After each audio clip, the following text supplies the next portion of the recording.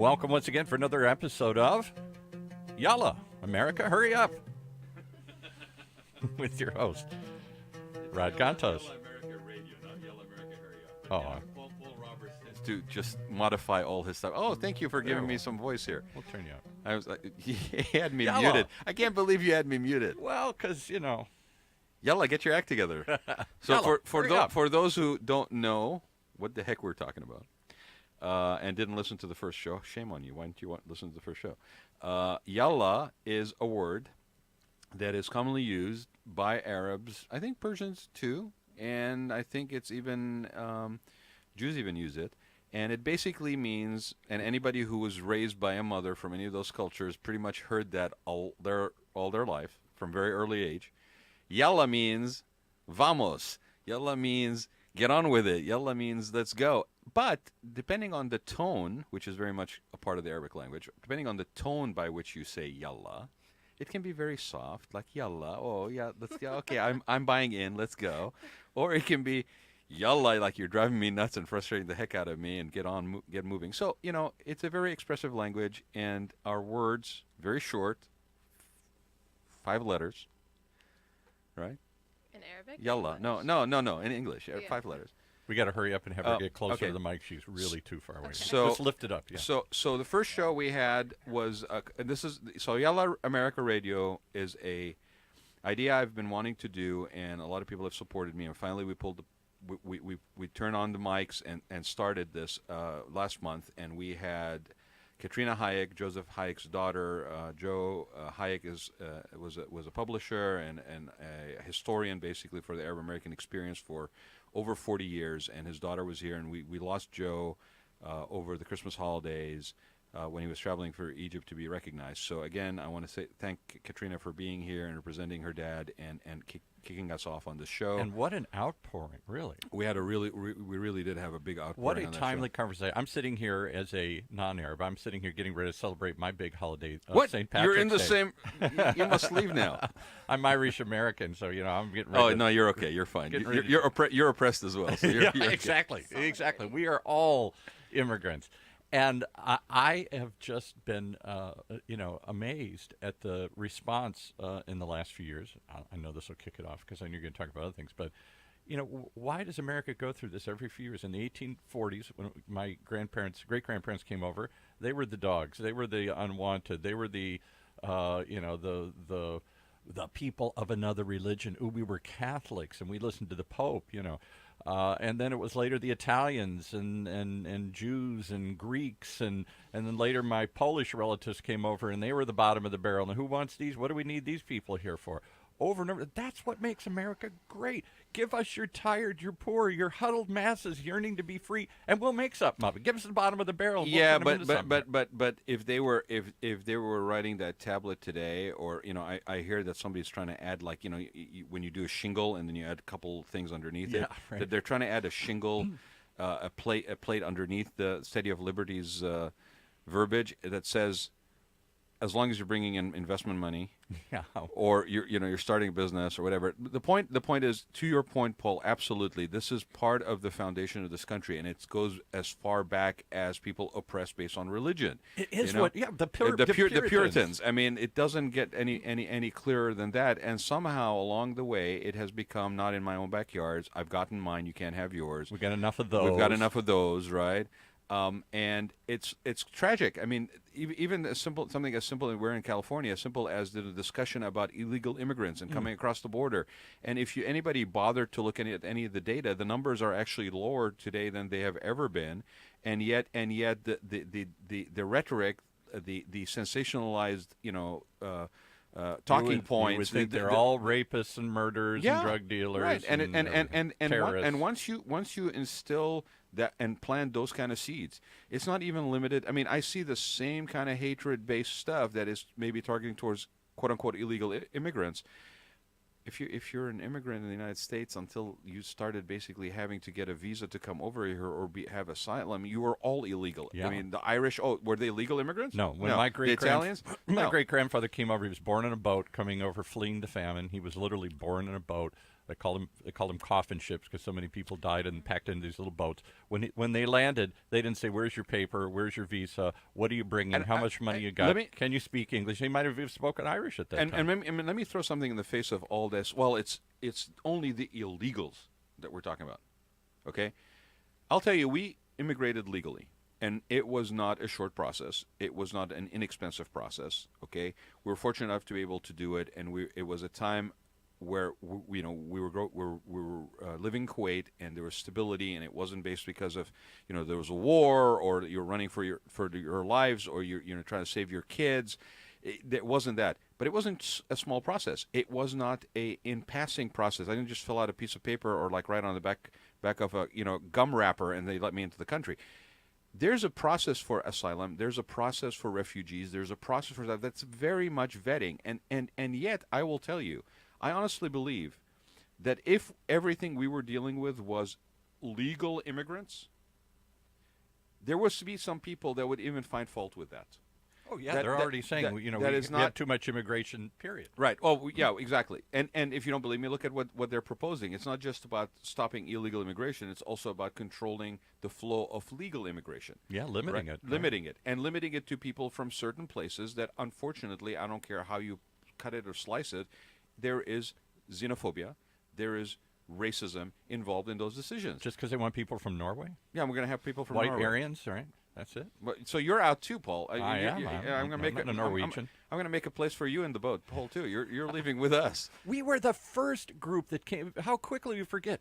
Go look at your history. The first mass immigration into this country after the Revolution was 50 years later, when there was an Irish famine, and 1 out of every 3 people died in that little country. I should have known. And they raced over here in mass to avoid starvation.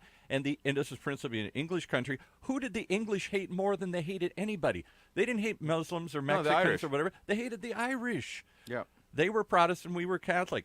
They were the winners, we were the losers. So you ruined it for all of us. Yeah, right. Yeah, you guys started this whole thing. If it had gone easier with us, everybody had it been a more peaceful people that established the precedents, it would have been different. And in fact, if you look at the Ku Klux Klan, which we understandably is primarily a racist organization against African Americans, but one of the groups they hated was Catholics and Irish immigrants, and the Know Nothing Party right before the Civil War. Go look it up. So why we're taking even the time to set this stage is, in my opinion, and the facts probably support this is not something new for the United States to go through. No, we go through this periodically. We've gone through this with other ethnic groups. We've gone through this with people that came in from Bosnia. We went through this with the Poles. We went for this with this through people that were basically displaced. I remember when there was famines in Africa and you had a whole influx. Yeah, right. When Somalis, Ethiopians. People from Trinidad, people from the Caribbean, Haiti. Haiti, large populations. So this is not something that is unique to this time period, and so everybody who's getting all riled up about making America great again by disposing a certain group of people out of it, I really think you should do your DNA and see how many of the other groups that basically have been subjected to the same thing is in your DNA, because. And if there is a drop of blood from any one of those groups, it is totally disingenuous and hypocritical. And I'll say that's a good way to start the show. I'll say one more thing before you bring in your guests and talk about. Well, because she's going to talk about it in a very nice way, so we're just trying to get this the ugly out. Ronald Reagan, who is still the godfather of the modern conservative movement, the patron saint to although they all bow to Ronald Reagan, famously, over and over again, referred to America with that poetic image that was created in the 1800s of a city on a hill, a shining light on a hill, a beacon of liberty drawing all in. Many of the groups that they recently wanted to kick out were El Salvadorans and Hondurans and stuff, who he brought over because they were anti-communist. The Vietnamese that came over because they were anti-communist. And we supported them and brought them in willingly. And now all of a sudden we've forgotten who brought them in. And we're going back saying it's But again, this is just another cycle. I know. Ugly of what this country has gone through. And so, with that being said, the only reason we survive these cycles is because we have people that actually look for the better in us and try to rise above this very primal reaction to things. Be it because at the end of the day, it really is out of fear. It's Yes. really out of fear of the unknown, if you want to be specific. The other. And the other. And so if it wasn't for people that actually during all those periods of time sought to look and lift us all up by basically looking for the better in us and highlighting that against all odds in some cases, against in danger to their own lives in some cases. Okay, if it wasn't for that, this country would not be that shining example on the hill. Right. Okay, that's and we owe those people a debt of gratitude, and it's great for me today to have a person that I actually, she's gonna basically blush probably, but somebody that I actually believe is doing that.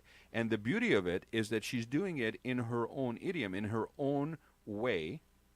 And if you find out, and I'm going to have her tell us a little bit about herself, Dania is there's a background to her that in my mind fits exactly perfectly with what you're doing right now. Because it's another form of expression that is a natural growth from what you pursued and still do, that has nothing to do with your nonprofit, A Country Called Syria. Okay? So welcome to the show. Thank you. Okay? Sorry for Paul. Okay? But tell people who you are. Tell them a little bit about yourself before we get into The Country Called Syria. I told you this. I want to know, give them people a little sense of what you've been doing, what's the interests of you, what are some of your pursuits, what's your story? Yeah, what's your story? My story. Well, thank you both for having me today. So I'm a Californian girl, born and raised. My primary passion is poetry. So I've been doing that since I was 13, and I've published 2 books of my own written work. The most recent being Oceans and Flames, and it's about domestic violence and my personal experience of it and surviving it. Available on Amazon. Available on Amazon, yes. So go buy it. And I've actually published a couple of poems on Syria itself in collaboration with the ACLU last year in response to the Muslim ban and the travel ban. So they released a book called 7 of poems written by people from those countries. Why would you write poetry about Syria? Well, as a Syrian American myself, although I was born and raised here, we got to visit Syria almost every summer up until the Syrian Revolution started. Are you a first generation? I am. Okay. Yes. And so Syria has been in my blood and my roots. And honestly, visiting every summer, it just felt like going home. Mm-hmm. So watching what happened definitely impacted us and our family. And we felt, I mean, I think everyone feels this sense of helplessness and hopelessness. But in my family, we wanted to do something above and beyond just feeling like, okay, we can talk about it and protest, but what more can we do? And so about a year after the revolution, my mom came up with the idea of establishing something cultural that would showcase Syria in a light beyond what the media is representing. Dania, before we go further, for those who are not familiar, okay, with what you are referring to when you say the revolution, give a little bit about what happened and just a little timeline. So it's actually this past Thursday was 7 years from the first revolution. Wow, so 7 years. Yes. Hard to believe. Very painful to digest. An uprising against the established government, basically. Right. Yeah. And before you go too much, let's just give us a little overview on Syria. Syria obviously sits next to Israel and Lebanon, and right below Turkey. Go look it up. I'm sorry to say many Americans don't even know where some of these countries are. Absolutely. How big is Yeah, it's not Syria? next to Paris, exactly. Paris, California. How big is Syria, and how many people have been displaced or killed in this uprising that grew out of the Arab Spring? So I was reading an article recently that was saying over 500,000. Displaced or killed? Both. And we Wow. have about 11 million that have been displaced externally and internally. Of a population that's roughly what? 22 million originally. And all the visuals that everybody may have forgotten because we are very much in the what is now in the news cycle, but all the pictures of the refugees basically trying to escape through Turkey or Greece, and the lost lives and children. And there's one particular image that's very powerful with the child basically dead on the shore, Having drowned in a boat trying to make a crossing. Again, similarity in certain aspect with Cubans, with other groups. I that remember have the Cuban diaspora when Fidel let the doors open and people were coming over in rafts or anything else they could to get out.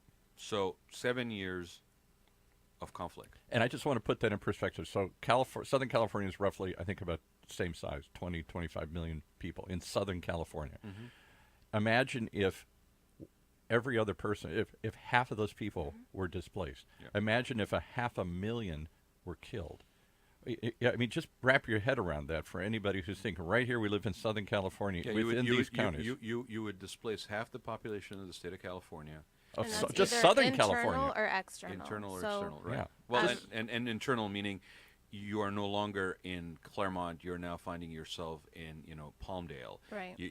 And not by a choice of your own, but because it's for fear of safety or Or lack of lack of financial support, support or yeah. infrastructure. And I just want to lay out one other thing because I'm a bit of a foreign policy geek, so I still subscribe to foreign affairs and foreign policy, and I read all this stuff religiously, and thought I was going to go into the foreign service and when I was a political science major and all this. So I have some awareness, probably more than most. I just Americans flashed do. on a visual of you in the Foreign Service, and it's something that I'm never going to forget. I had fascination. I had an interest in that for a long The time. name is Robert. Paul Roberts. Stirred, not shaken. So one of the things that I think we had somebody in here a while ago, and in fact we're going to have an ambassador to Yemen in the studio. Yes, we're going to be Paul is working on getting me the ambassador to Yemen to interview in the How studio. about that? How's So that? we had somebody else who was a leading. But you got here first. We had someone who was Hey. a leading dissident in Turkey here last year, coming through in a talk, and we had a fascinating conversation with him, all of which kind of touches on the same issue.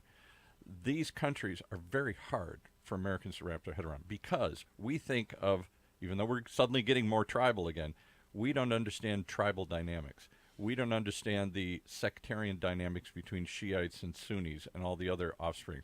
We don't understand that there are ancient Christian minority groups like the Maronites and others who have existed there for centuries. And the Greek, and some are allied with the Greek Orthodox and the Orthodox tradition. Some are allied with the Catholic Roman tradition.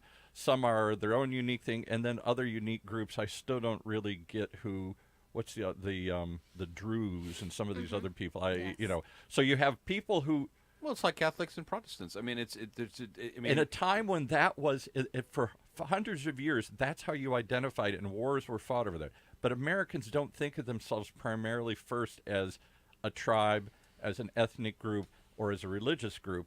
And over there, all of these things weigh in some they may case, not, Paul. They may not think of themselves as that, but there is definitely tribalism, and has always been in the United States. It has basically now taken the form of political but tribalism. there are ethnic tribals. But- There are fights that have been going on for centuries. There between but you know what? Shiites and Sunnis, But between different groups. don't paint it. I mean, this is where we end up in this situation where we're looking at others lesser than, right?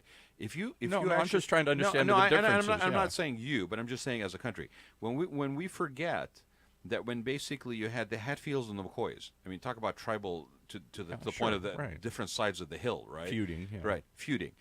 And it was something that they prided themselves on. I mean, it was for generational that you carried through. decades, When yeah. when you have tribalism on which team you support to the point of where you basically are going to get into fights over something. And we talk about all those hooligan soccer players in Europe, and you do the same thing with American football, right? Tribalism is very much a part of the human condition. I get it. Right? But there's a complexity to the tribalism that I don't think Americans understand. They don't understand all those different groups and the dynamics that make it difficult. Why can't they just come to it? It's not just two I sides. would say yes and no. Yes, because exactly. growing up, so when we would go to Syria, honestly, we never differentiated between who is Sunni, who is Shia, who is Christian, who Coming is Jewish. from this or who is- perspective. No, when we were all Syrian Yeah. friends, family, neighbors. Right. After the revolution, Yep. that has completely changed, Yep. which is probably the most disheartening thing to see because I did get a chance to go back into Syria afterwards and I got to work with a lot of the displaced families and seeing the suspicion, that animosity that grew between the different, like you're saying, the tribalisms, Yep. that's become exacerbated after this. Fear, hate. Right. And it's even trying to within secure- families. yeah. And that's a very scary thing to see Syria evolve into. You have that tribalism within families in the United States Yeah. today because some family member voted for Donald Trump and the other person didn't. Absolute I great mean, it's example, right, yes. right. And then I will tell people that are looking at that part of the world that don't forget that before 1948, perfect example, before 1948, Judaism was just a religion in the Middle East. You had Arab Jews. Mm-hmm. You had Muslim Arabs. You had Christian Arabs of both Catholic and Maronite faiths and Greek Orthodox faith, okay, or Eastern Orthodox faiths. Everybody, that was just what you practiced on that day of faith that you practiced. Okay, when 1948 happened and when the State of Israel was established, Arab Jews, the religion was no longer just a religion. Now it became something else. But people lived together. There was some degree intermarriage across faiths.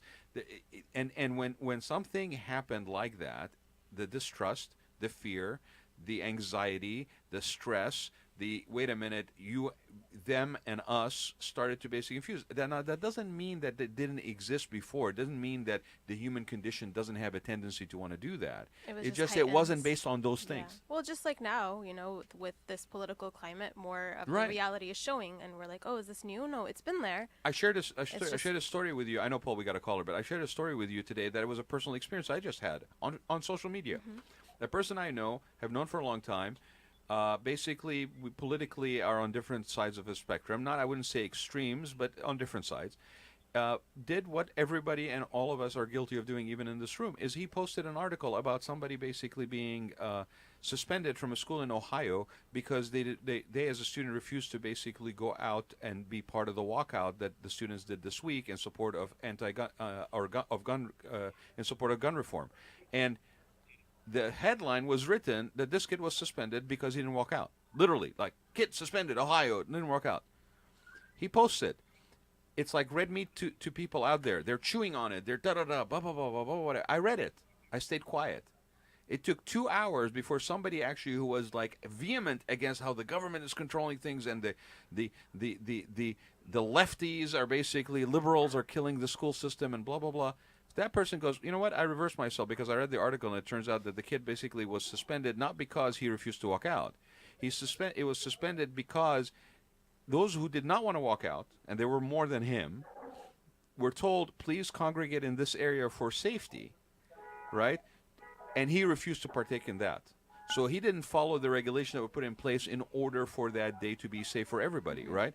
And so that's a perfect example. The tribalism posted that thing, caused my friend to post that thing, and for people to eat into it.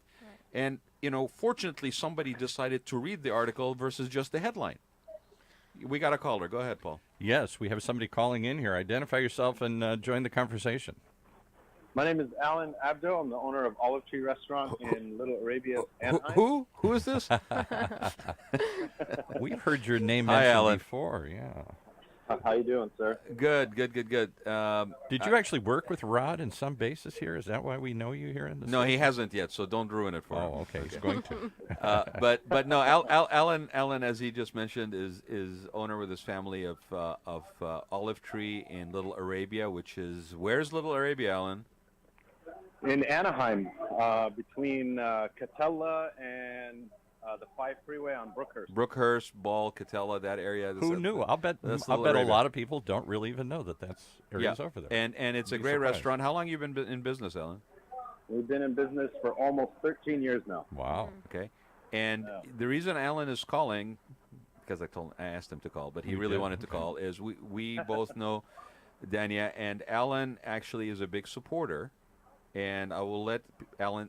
I know you support a lot of events for refugees, Alan, and at your restaurant.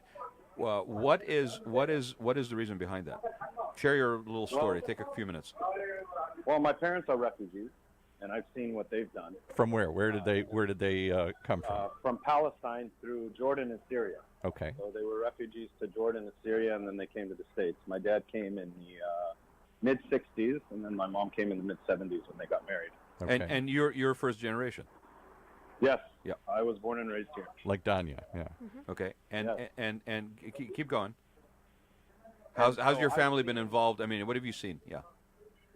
So I've seen what my parents have done and other people within our community, how they've contributed to this country. And when the whole stories of these refugees are bad people and was coming out in the news, I didn't really take too kindly to it. And so I felt that we needed to do something about it. And me and Rashad Dabar, who we've had on the Rad Life, came up with this idea where we're going to invite refugees to the restaurant on us, and we would have the community come out and meet them. And we gave them basically a stage to get up there and talk and explain who they are. And this was most people don't. This was also, sorry, Alan. This was also around the time when there was the travel ban, and then there was an influx of a lot of refugees that were coming in because of the conflict in Syria, right? Right. We've done it at that time, but we did it before then too. Okay. When Donald Trump was running for office and talking about refugees and in his campaign. So during the holy month of Ramadan, we invited these refugees, and we had people from the community, come out. And our goal was not to get Arab Americans to come out. It was to get non-Arab Americans to get me to come out and meet and put a face to a name here to humanize this other that so many of my friends and family are afraid of. Right. And so, when these refugees got up and spoke, they were doctors, lawyers, engineers, artists from their countries. And right. The point behind it was, they were talking about, like, we don't vet these people enough, and to the contrary, actually we do. We pick the best of them and bring them here. So they weren't rapists and murderers and terrorists? Come on. No, they're not. And so that was the idea. And so we did it. Right, because all rapists, murderers, and terrorists all congregate in certain countries. Yeah, right? and in fact, if you think about it, if you're a rapist or murderer or terrorist, especially if you're a rapist or murderer, you don't want to stay in your home country. You want to come here.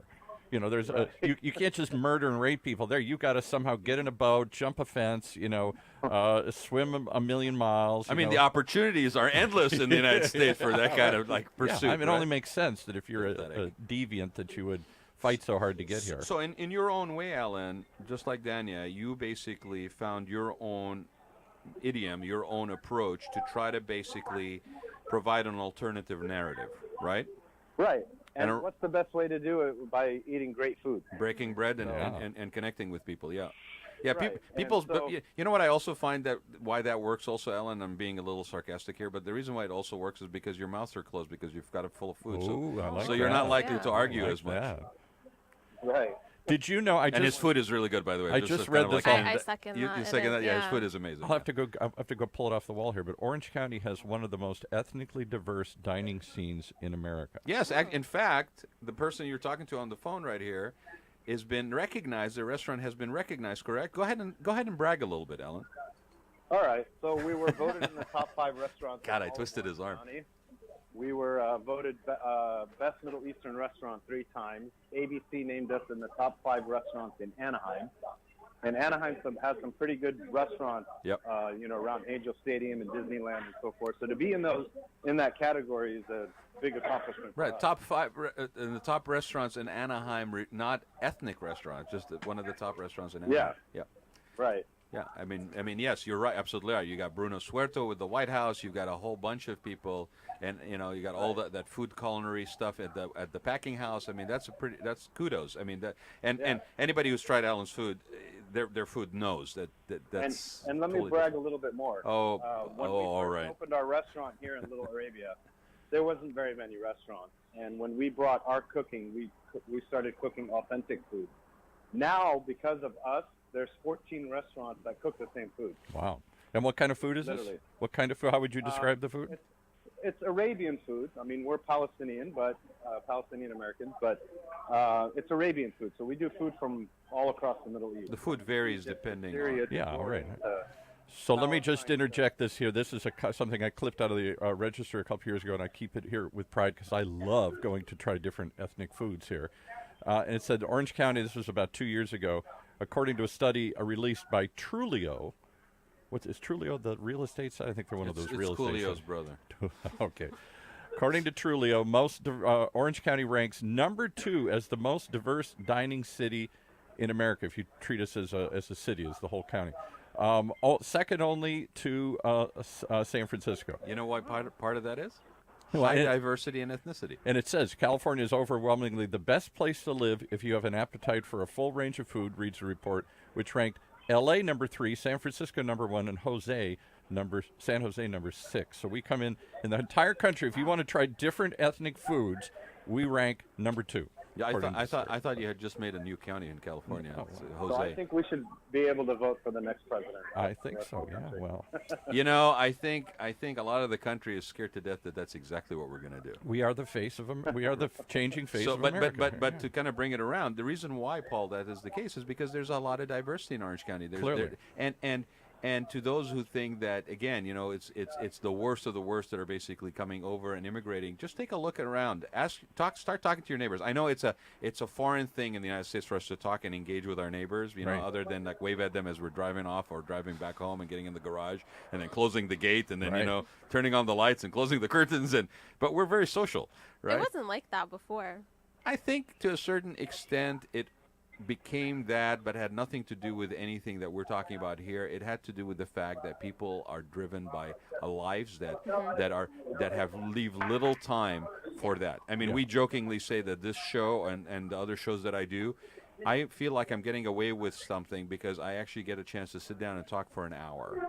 To somebody. Loosely, Yeah. in an organic, very free-flowing manner, and you have a sense of where the conversation is going, but you don't really know. And along that journey, you find a lot of other destinations, and you may end up in a different spot completely from what you thought about, but that's part of the enjoyment. We don't do that anymore. We don't want this. We don't converse think anymore. about We this. talk at each other. Go ahead. Well, think about this. Immigrants are pretty smart. If you're going to immigrate somewhere in the United States, Southern California is the best place.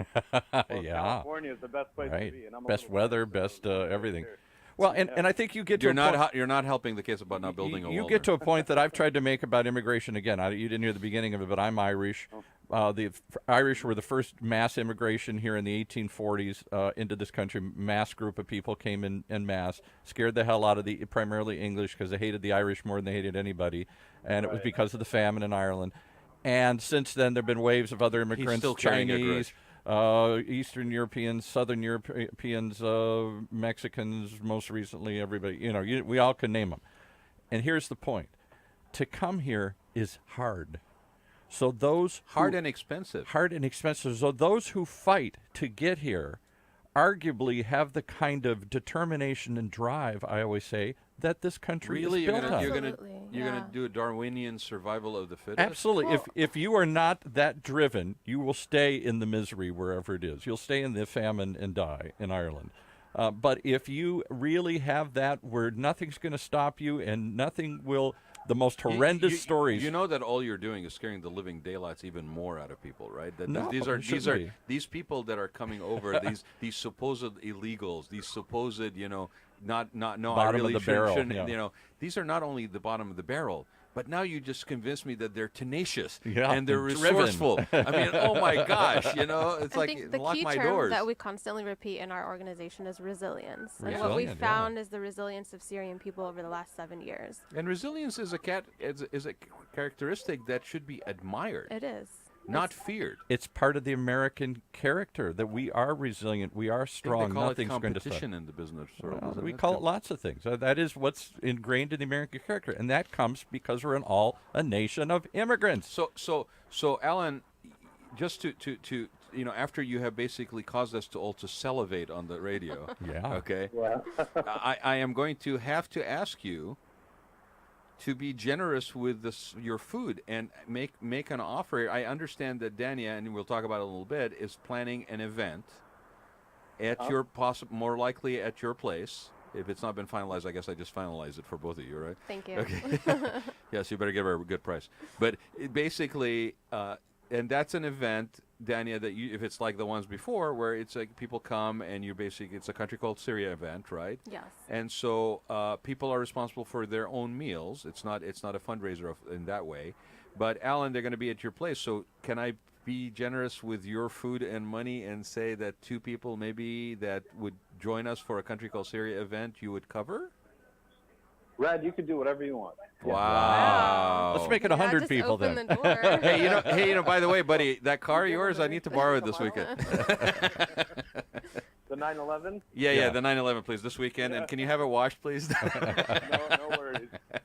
So no, but I mean, if anybody's around in that neck of the woods, please go check out Alan. Alan, give their website and your address, please. So we are 518 South Brookhurst Street, suite number 1, in Anaheim, California, 92804. phone number 714-535-2878. Where our cross streets are Brookhurst and Orange. And what do you got on And the menu please come. today? Today we actually have a Jordanian dish. We have mensef, Mm. which is the shoulder of the lamb that's cooked in a hot yogurt broth, served on a bed of rice, and the yogurt broth that we cook the lamb in. And then we also have our famous lamb shank. Are and are can you get on it with- Uber Eats yet? Should I order? We're not on Uber Eats, but we are on Postmates, DoorDash, and Grubhub. Ah, Oh, all the wow. others. See yeah. how Nice. I line it up for him and he hits it out of Brings the it park. Alan, thank you so much for being here, man, and keep doing what you're doing. There really is Thank you very much. there's really a major. Thank you, Alan.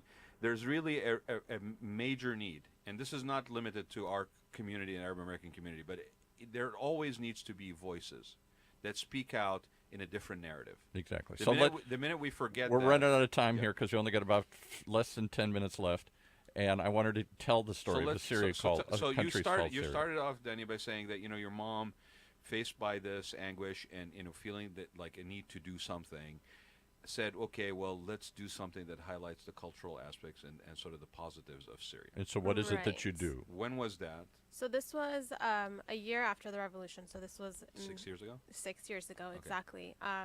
Was when we started the brainstorming. And since there's so many organizations out there that are carrying the religious and political elements, we, like you said, we want to do something educational and cultural that would surpass the narrative being spoken about in the media. Yeah, it's not religious, it's not political. Absolutely. So, what is it you do? So we decided to start doing curation of gallery and exhibitions on Syria's history and culture. So we started out, the first one was just a one-day event at a public library where we actually just had a call out for local Syrians in the community to bring things from their homes and put it on display. Locally here in Southern California? Yeah, in Southern California. And we had people donating items that, the typical Arab household would look at as like little trinkets that you put on your dining table and things like that. And suddenly it was artifacts and artistry that we were recognizing the value of beyond its simplicity. Because one of the things that we've seen over the years is seeing that, for example, the mosaic work that's renowned in Syria is no longer in business because a lot of the factories have either been shut down or bombed. Yep. A lot of the things that we provide no longer are created. And so these are now sacred artifacts for us. And over the last 6 years, we've collected over 500 pieces to our collection. Wow. Where else have you exhibited? I think the one you're talking about was it Huntington Beach? It was the Huntington Beach Public Library. That was our first one. And it was a one-day event. And from there, we've grown and we've become a nonprofit that's done 11 exhibitions now across California. So we've been at UC Berkeley, we've been in downtown Anaheim at the Museo. Our biggest was Cal State Fullerton in 2016. That great exhibit. I had a chance to attend that. It was probably one of our most attended exhibition with a lot of different events we have. And what we do alongside the exhibitions is we do like live art shows.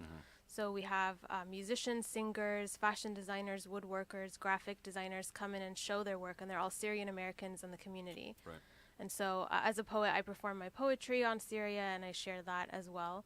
And so we do movie screenings as well. So we just try to raise awareness about the cause and the culture all at once. And what is the reaction among those in the Arab community, particularly those from Syria, and those outside in the general community here? Well, Give me some stories. Give me some overall- reactions. Yeah, overall it's been very positive. We've had people who are non-Syrian that walk in and they leave tear-filled. They're people who are just like, I cannot believe something this beautiful and this rich is going through this. There are people who come in, they've had no idea what Syria is, but now that's a buzzword. So they come in to learn a little bit more, and they're like, we had no idea that Syria had this. Like the oldest inhabited city in the whole world is in Syria till this day. What city's that? Damascus. Really? And Okay. the first linear alphabet to ever be discovered in the world was in Syria. I'm named Paul after St. Paul in the Christian tradition, who was converted from Saul on the road to Damascus. And we have a lot of, paintings. We have a lot of woodworks, 3D figurines. We have artifacts, textile, clothing, and all of those things that we share.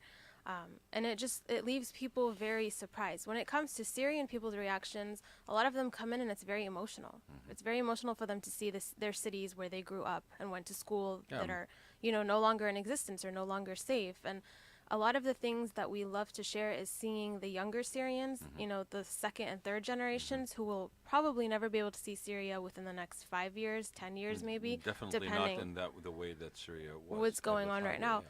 And so they get to come and learn about the history of their own home country. Let me And ask you a tough question, and maybe this is me again interjecting my own ideas, but will Syria survive as a cohesive country, or will it get split up into different ethnic enclaves? For example, the Alawites that the current regime is fighting, Bashar Assad. They're all Alawites, which is a subsect of Shiites, which is a minority group within the country there. And some fear that he's going to fight to the death because they fear if they lose power, they're going to be persecuted and driven out. And they principally live in the mountains, I think, of Syria in the eastern or western part. Okay. So some have suggested breaking that group off and letting them have their own country and doing it. Will it survive as a cohesive country, or will it disintegrate? It already has disintegrated, but will it? What's the long-term effect? Remember that word resilient? Yeah. Exactly. I was going to start with that. I mean, but I can say that I honestly can't predict. I don't know. Nobody predicted that what's happening in Syria was going to reach this extent. Right. We had so many different opinions and foreshadowing in the first year, and what's come of it has been nothing of what was assumed. So to say, will it survive or will it be, you know, dissected into different parts, I can't say for sure.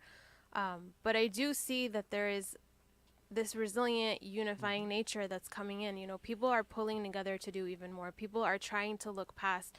I think the younger generation has a lot more power than it recognizes, and it's the one that's like trying to hold on. So I want to be positive and say, no, I do not think it will be broken apart. I think Syria will find its place again and come back to what it was before, if not even greater. You know what's fascinating about this conversation and the question you asked, and take it out of the context of Syria, okay, and think of it just beyond those limitations. Well, I think like Yugoslavia was broken into different components and fell apart. Vietnam, Korea, Yeah. Lebanon. Lebanon. They had a certainly. conversation about this about Iraq just recently because of right. the Kurds and everybody, Right. The policy that you were basically asking and that's being advocated is no different than when a lot of that part of the world was under either French or British rule, and literally was divided on a piece of paper with a ruler and a pencil. Exactly. In some Except cases. they didn't take these ethnic and tribal That's not true, Paul. things into effect. That's not true at all. Well, the that's Kurds, exactly the what Kurds they did. weren't given a homeland. Why is there a ruling family in Jordan that basically has more ethnic and land connection to Saudi Arabia, the Hashemites, than basically Jordan? No, that's absolutely not true. You're saying that the French and English did take this into consideration? This nation building, this monkeying around by colonial powers or Right. imperial powers or capitalist powers or whatever is as old as time. Oh, no, but Okay. I think we're disagreeing different. I'm saying when they divided it up, let me finish. they didn't divide Let it me into regions that were cohesive. Yes, they did. There was such a thing as Greater Syria that included multiple countries, and it wasn't just But Syria. there was no country called Iraq. That was just formed by, they jammed different groups together, including people like the Kurds. There was no country called Iraq? There was no country called Iraq. Iraq, I would argue, is a phony creation of the colonial powers, and that So what was that area then, Paul? it was partly there are ancient empires from Babylon and stuff, but they jammed these groups together, like the Kurds, for example. The Kurds are the largest ethnic group that were never, in the breakup after the colonial powers left, were not given a homeland. Some are in Syria, some are in Turkey, some are in Iran, some are in Iraq, and that's why they've been fighting forever, because they still want their own country. They've been fighting forever because there was a foreign element, like a virus, that basically came in and basically caused it to be shaped in some ideological manner. For them to be split up into different countries to which they don't feel any allegiance. So let me explain. Right? Let me explain this. Isn't that true? The sense of identity, Yeah. the sense of belonging to a group with shared common values, Right. is not limited to geographic anything. If that was the case, then you wouldn't have all these ads that are running today that are basically celebrating somebody's German heritage versus their Native American or Nigerian heritage and the pride that comes out of that. This ideological thought that basically Everybody should have their own little fiefdom. Never existed. People grouped together for the benefit of market, for the benefit of financial gain, for the benefit of strength and protecting themselves. This sense of we should just give a piece of land to every single person. Okay, if that's the case, better start divvying up the United States, dude. But the United States is the exception. Well, that's why It's not the exception. No, come on now. Why? Because we have a piece of paper that says we're all basically a melting pot? Have you looked outside the window? The United States was formed by influx of immigrants from all over the world. And that abandoned their sense of identity as they came across the border? That said, we're coming here because we believe in freedom. You just spent 20 minutes telling me about your Irish background. No, but you're missing the whole point. What unites us as Americans isn't the religion we have or the language we speak or where we come from. What is it? It's a shared belief in ideas, freedom, equality, opportunity. People came looking for those things. So then but why I think the Native Americans would disagree with that. exactly. Well, I don't disagree. And why do you? They were run out. I get it. Why do you celebrate St. Patty's Day? Why do you spread your Irish heritage? Why do you continue traditions of dance and music and instruments that are basically relevant to your culture? So you're telling me that when the Europeans pulled out and arbitrarily drew borders that had never existed and put groups like the Kurds in different countries, that didn't have an impact and instability that's still with us today in that region. I didn't say that. I said it had... Well, that's what you're saying. You're saying that the Kurds should just join every nation where they were stuck. No, what I'm saying is that was just another hiccup on the path of things that have been basically done to people in that part of the world by whichever entity happened to be in power. Whether it was Alexander the Great, whether it was the agents under Genghis Khan, whether it was Saladin, whether it was the Templars, there's always been people that are motivated by control, influence, and gain. And that hasn't changed. It still exists in this country. That's why we have articles talking about the 1% and the 99%. But those countries like Iraq... So lifting what we... Many of the groups there don't feel an allegiance to the central and never have to the central government because they don't feel it's just an artificial creation of some colonial power. Correct. Because of the messing around with people rather than allowing them to evolve at their own pace. Same thing as what happened in Syria. Same thing as what happened in every single country. And I got a newsflash for you. It's the same thing that's been happening in the United States. Unfortunately, we are moving back to our tribal. We're moving away. What I would argue is the minute unique about America is that it unites us as an idea, not a tribal background. You don't have that. You don't have that anymore. The minute we stop thinking of ourselves as being better than, this is really the crux of this conversation. Okay. Better than, somehow elevated to a higher level of consciousness until I open my window or read the paper. Okay. When we stop doing that as Americans is when we actually find commonality with other people that are basically struggling to be free correctly. And at that point in time, we may actually be able to avoid the fear and the sense of somehow them and us, because we will now have a unified common sense that we are all in it together. And what we experience, if we're really going to be honest about ourselves and our lives in the United States, is what somebody else is experiencing somewhere else. Then maybe we don't close the doors in the face of somebody who's looking for help. Nobody says close the door. I'm just saying that part of the instability we in are these saying countries there's a policy that continues the place. fight in all of these regions is what, like in Yugoslavia, when groups are put together who didn't want to be put together. They're not put together because they chose to be together. That was never the origins of what happened in Syria. Right. It was never because, we don't want to be with this group. Right. It was following in the Arab Spring of, we want rights as well. Rights and freedoms. Clearly. But now it has opened up. Some of these groups, like the Alawites, supposedly aren't going to give up power. Who supported the people that were denying these people rights and freedoms, Paul? The people that were basically highlighting themselves on a podium of freedom and so why equality. Is Assad and his regime fighting to the death? Is it because they're just dictators and want to hold on, or is it because they're afraid that the Alawite community they represent will be persecuted and driven out in the same way they've persecuted and driven out other people when they took power? Who's making it possible for them to continue to hold that position? Well, Russians and others. And there are many political agendas to all of this. Exactly. It's not one answer. That's what I'm saying. Everybody wants the power, the greed, the money. That's the control. That's the nature of human being. Right. There's the noble soul, and then there's the basically real vicious and down. But I'm just trying to say it's more complex than simply a bunch of bad guys that grab power, a typical dictator, and they're trying to throw out a dictator. No, there's a whole ethnic, tribal, but that's an easy blame. It's not an easy yes, blame. Yes, it is. It points to the complexity of it and the difficulty. How did people live together? when there wasn't that, by your own definition, that contrived thing? How did people live together? How come there's these civilizations actually survived to where they actually are existence today? If they they did was just obliterate each other because they were from different ethnicities. Well, but you can't tell me that the Alawites don't feel are trying to hold as a minority group. I'll give you a different example. In Northern Ireland, okay, what continues the fight is that the Northern Irish are not Irish. If you go back far, they're English settlers that came over after the last Great War with England, and they still see themselves as English settlers, and they don't want to break off that connection with England, even though they've been Irish for 400 or 500 years. And that's why that conflict continues and will continue. Is there a benefit for them to see themselves in a different manner that would be more beneficial for them? That's where it comes down to. That's where narratives that are like through something like A Country Called Syria, or through Alan and his restaurant, and meeting people and breaking bread and taking away that sense of, I have to put a label on you in order to define you. That you actually but I are didn't more make than up that. these labels. Syria's yeah, not the only country that every have time these we labels. talk about those labels, we support their existence. You can't deny that in Northern Ireland, those people have chosen to see themselves as a part from the other Irish community. They've chosen to see themselves that way because it's reinforced in them, because somebody is benefited from it somehow. Either staying in power or gaining influence. Or it's gone on for 400 years. Right. But going back to your point, I mean, I think if we look past that, fine, you want to embrace your labels, embrace them, but don't take away someone else's right to be whatever they want to be. Thank you. And that's something we're lacking here in America. Right.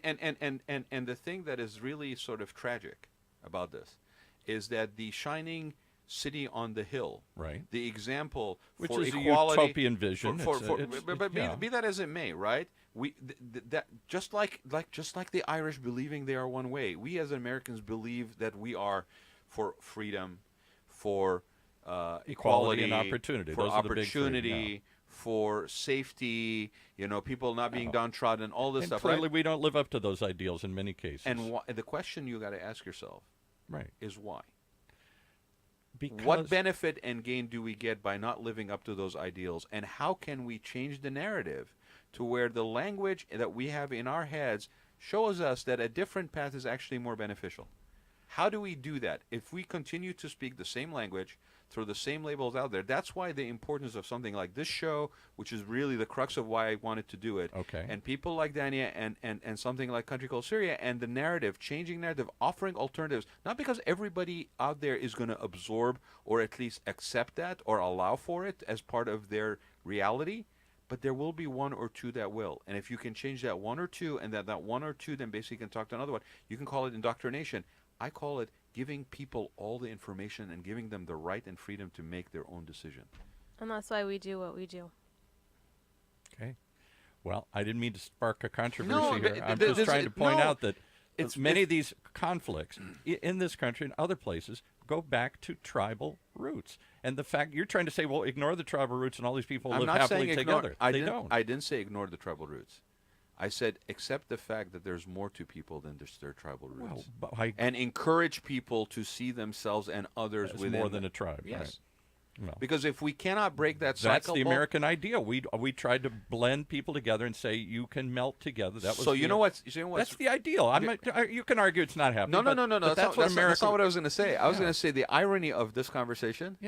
Is that the two most recent immigrants are the ones that are holding on to the ideal more than the person who is in here longer. Well, because... and willing to fight for it rather than feel like it's just the way it is. I think that's, again, the power of the immigrant story, who in many cases are more attached to the American dream because they fought to get here and be part of it than those for whom the American dream is long forgotten. So next time we talk about somebody not being worthy of being in the United States because they're an immigrant or a refugee, when we talk about something of that nature and we get ourselves all worked up into sort of being defensive and having to keep them out, remember that the reason why the American dream continues to live and the idealism of the United States still exists is because it is a torch that's carried by every single immigrant that comes into this country. On that, we completely agree. let's leave it there because I think this is a fascinating narrative, and it's certainly in the news these days. What's And the, thanks for coming. how can people find out more about the country called Syria? So we are all over the internet. We have Facebook, Instagram, and Twitter. Just look us up at A Country Called Syria. And how can people help or participate? We're always looking to exhibit our gallery wherever possible. So if there are venues that want to host us or have us come give a talk on the history and culture of Syria, we do presentations and events. They're great presentations. They're very, very, very in-depth, very much worth having them in your space to basically do that. And in April, in honor of Arab American Heritage Month, we're trying to do that art event with Olive Tree Restaurant. With Olive Tree Restaurant Yeah. in Little Arabia. Thank you for being here. Thank you for having me. This is a heated topic, and this Yeah. is part of the life and reality we live in the United States. But educate yourselves, open yourselves up to alternatives and differences from what you're comfortable with today. You will be a better person for it tomorrow. That's why we say yalla. Yalla. Yalla. Hurry up. Yeah.